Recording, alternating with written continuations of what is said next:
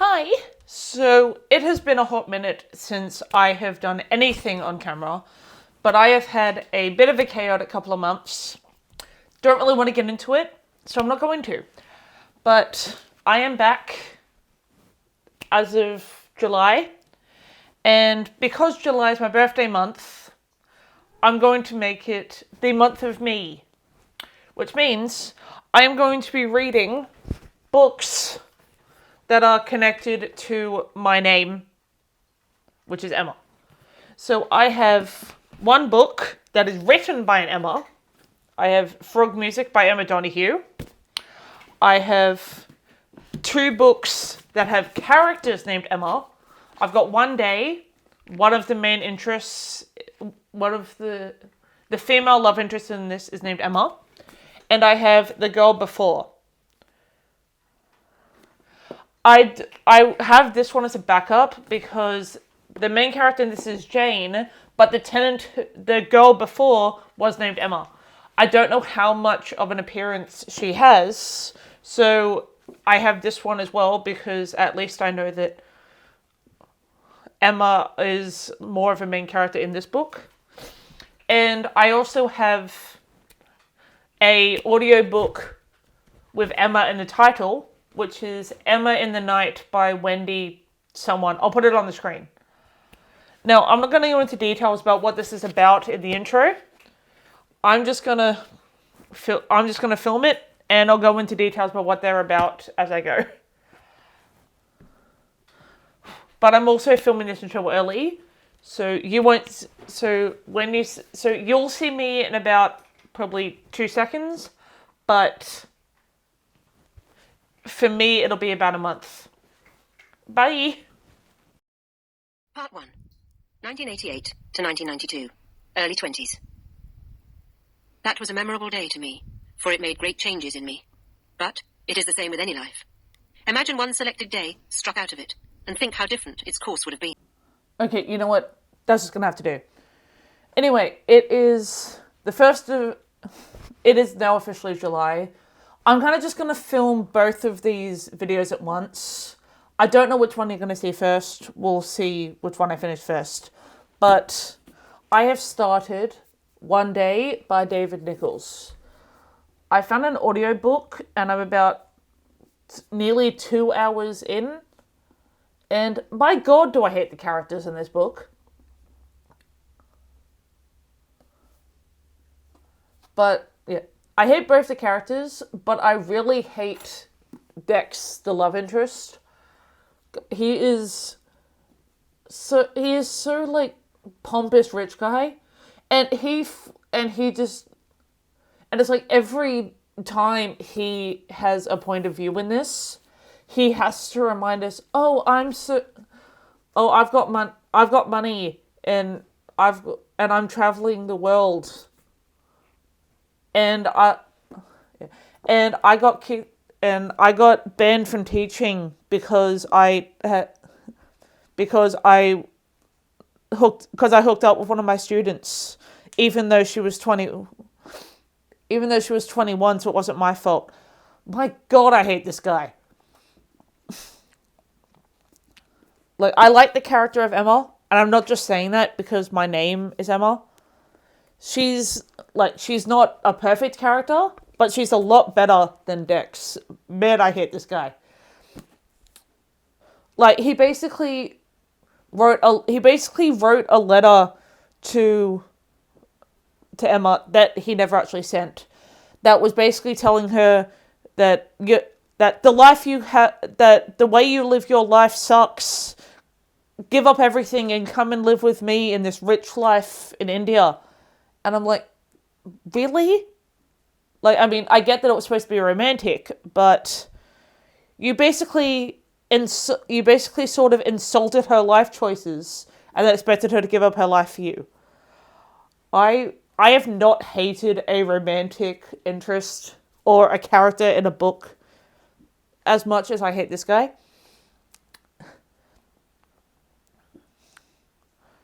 Yeah, so I know that it's a romance book and they're going to end up together, but I really don't want them to. Like, this guy I don't like him.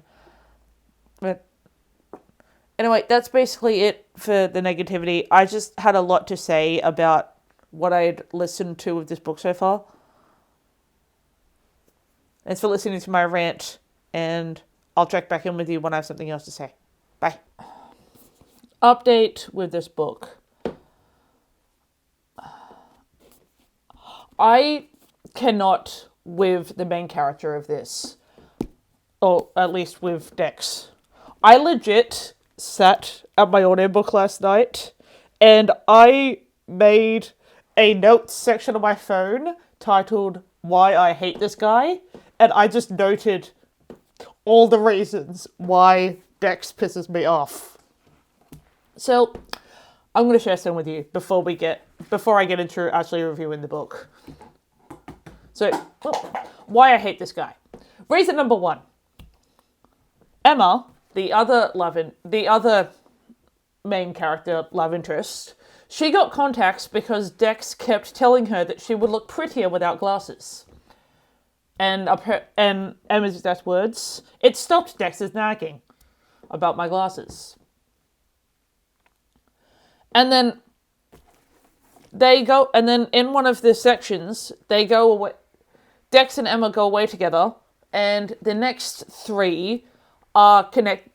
Actually, sorry, there is one more before that. Before I get into that, he comes into he's clearly going to have a relationship with Emma, but he comes in to the restaurant that she works at. He minimalizes or makes the fact that she works in this restaurant seem like a bad job, and he does this while sitting with his current girlfriend, who, and he somehow and then he tells Emma to join them, and then he wants to tip Emma just because she doesn't have the same amount of money he does. Okay, moving on. Back to the back to the trip away I was talking about. That basically Emma makes very clear guidelines about how they're gonna have separate rooms, separate beds, and just all these rules. He ignores all of them immediately. This is literally a direct quote from that. I prefer to think of them as guidelines. I'm okay with it if you are. My God, you agree to these rules, dude. And then you have the nerve to, when you have a shower, just leave the door wide open, even though Emma made it clear that she never wanted to see you out of your clothes on this trip because it's not a romantic trip. And then the next one, they accidentally ended up on a nudist beach, and he would not take no for an answer when Emma kept saying that she didn't want to join in the nudity. She wanted to stay in her clothes. And he just would not take no for an answer and kept bugging her. And the saddest part, eventually she does it. Like, he goes skinny dipping in the water, and eventually she strips off and also goes skinny dipping in the water. And then he currently still has a girlfriend at this point in time. It's a different girlfriend to the one he brought to the restaurant. But he has a different restaurant in this time and still says that he wants to sleep with Emma and then have her keep it a secret. My God, no words could explain the hatred I have for this man. Okay, and the last note that I made before I stopped noting stuff down, he only admits she's beautiful and he loves her when he's either drunk or high. The next day, never comes up again.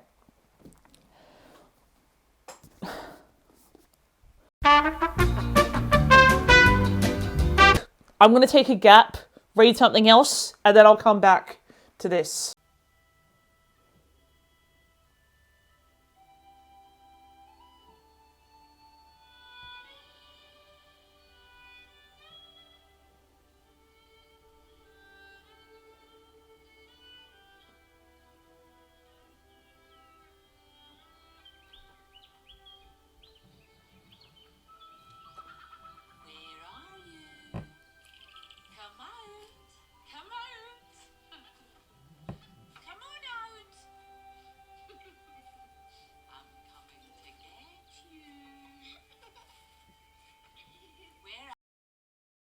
by Wendy Walker. Read for you by Therese Plummer and Julia Whalen. According to the Greek myth, Narcissus was a hunter who was exceptionally beautiful and proud. He was so proud, in fact, that he rejected anyone who tried to love him. Nemesis, the goddess of revenge, decided to punish Narcissus. She lured him to a pool of water where he was able to see his own reflection. He fell madly in love with himself and stared at his reflection until he died. 1. Cassandra Tanner, day 1 of my return. Okay, so I'm just going to film a quick phone update. I have started Emma in the Night. I'm about 5 chapters in, I want to say. And I'm really enjoying it so far. It's about, these 2 girls go missing, but only one sister returns. There's been a reveal in the book, that I just listened to, and I don't really want to spoil that. But it is very well done. I'm enjoying it. There's multiple different points of view, and each point of view has a different narrator. So far, I am liking all the narrators. Normally I can tell if I'm annoyed by them, but yeah, overall it's a good story so far. I'll give you more about it after the errand that I'm about to run, but yeah, overall liking it so far. Okay, so I am back, and I actually finished Emma in the Night a couple of days ago. I just didn't pick up the camera. But yeah, I thought it was well done. It was an interesting take on having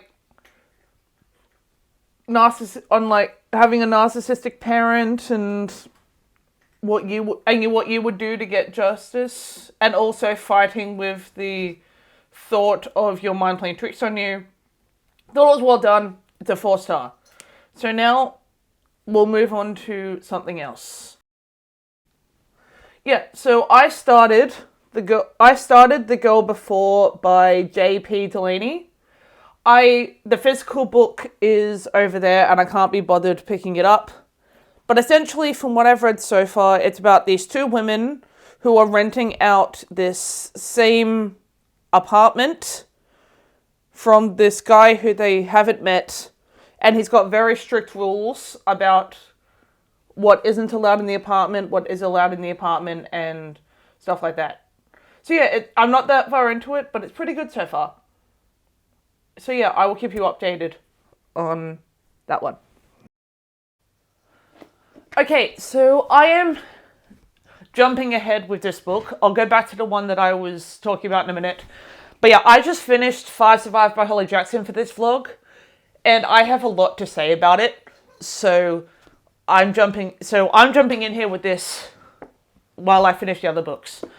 Now, the reason that this is included in the Emma vlog is because Everand had it narrated by someone named Emma. So I counted it. And this is on my 12 for 12 list. But my god, did I hate this book.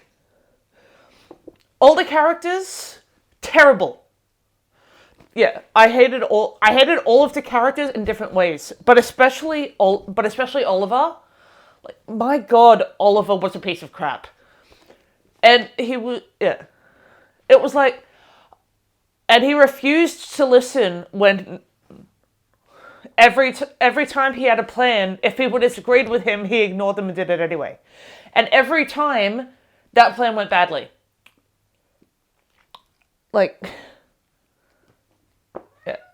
Yeah, my god, I hated this book.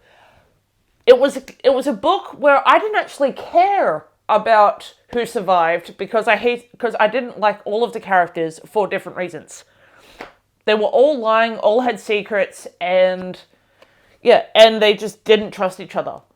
And also the twist in this was absolute the twist in this was absolute bullshit. Really, you had a whole book to set that up, and that's what you went with? I was all for this book for, the first half. The first half, I was into it. Then the second half, it went downhill. But yeah, I hated all the characters. But yeah, annoying characters who I didn't care if they lived or died. A twist that was absolute bullshit. And an ending that was wrapped up very quickly. I don't have much else to say about this one, but I had to jump in with my rant review section on this book, and now we'll cut back to the regularly scheduled programming. Okay, so you're getting an update from this very unattractive angle again, and my hair kind of all over the place. Because I'm now 100 pages in to The Girl Before by J.P. Delaney, and so I thought I would give a quick, initial thoughts / 100 pages in update. This book is about these two women, Jane and Emma. Now, Jane is currently living in this apartment, and Emma was the girl before who lived in... They both rented out the exact same apartment, and it turns out that Emma has died in it, or she met a mysterious death in this apartment. Now, I can tell you though... whoops, hold on. Hi, I'm back. Okay, yeah, so I can tell you though, if the rules that they have for this apartment, some of them make sense, but some of them I would not do. If I went to a place that said I couldn't bring my books or my cat, that would be a deal breaker. Because the two things I need in any place are my library and my cat. My cat is my child. I would not go to a place that said I couldn't have my pet, no matter how good the place is. But yeah, this is so Jane is learning more about Emma and this house, and she, in the chapter that I just finished, her, Jane and her friend Mia, I think her name was, have just discovered that Jane bears a striking resemblance to Emma, and both Jane and Emma bear a striking resemblance to the landlord's ex-wife, late wife. I don't know whether it's ex or late, but yeah, so Jane has just started up this sort of romance with the landlord, and there's some kind of mysterious... the way that Jane found out about the death in the house was that there's this mysterious guy who keeps dropping off in memoriam flowers for Emma, and so that kind of got her looking into it and then figuring it all out. I don't know, I'm kind of liking it, so I'm kind of enjoying it so far. It's not terrible. I don't know where it's gonna go. I don't know if it will be bad or good, but my initial thought so far is I'm actually quite enjoying it. So that's it. Bye. Okay, we're filming from my phone again, and I am just blending into my cushion right now. But I am now 144 pages into The Girl Before by J.P. Delaney. This book,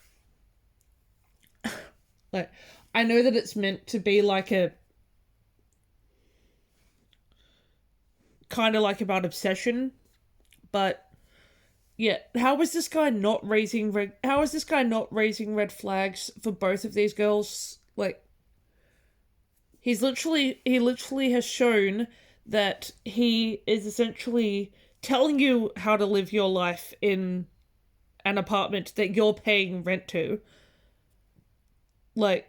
He just told Jane, where is it? Yeah, he just told Jane that, I'm just gonna read this. Yeah, essentially he's telling her that she needs to lose some more weight. He's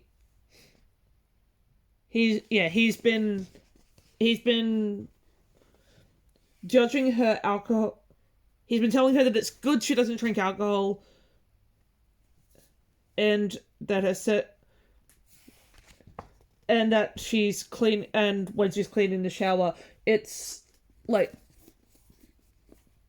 this guy is all kinds of red flags.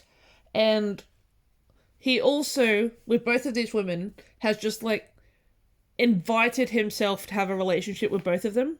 Like, in the part of the book I just read, Emma has literally literally within 2 hours of Emma breaking up with the partner that she'd moved into the apartment with, he is inviting himself to her place, inviting her out, and then they somehow end up, and after one conversation, they somehow end up in a relationship.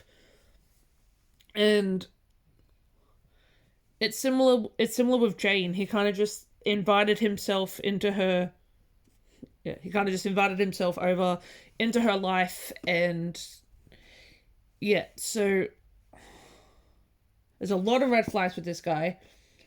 But I can't actually say I'm hating it. I think it's well written, and I know that it literally says it's about perfection and obsession. But yeah, I don't really know how to feel about this book at the moment. One thing I will say is it's like dual POV, like it flashback between Emma and Jane, but the fact that they're both in like first person, it's kind of hard for me to sometimes differentiate whose perspective I'm reading from, because it's both like it's like, yeah, so it's kind of hard for me to keep up with that, but the rest of it's good. And yeah, I'm not hating it so far. I just have this guy's just raising a lot of red flags, and I had a fair bit to say on the segment I just read. Okay, so I am now at the halfway point of The Girl Before, and it's actually quite a good look at how obsession can affect someone, because he's essentially moved in with Jane, and they've only been dating like a week. They've only known each other like a week at this point,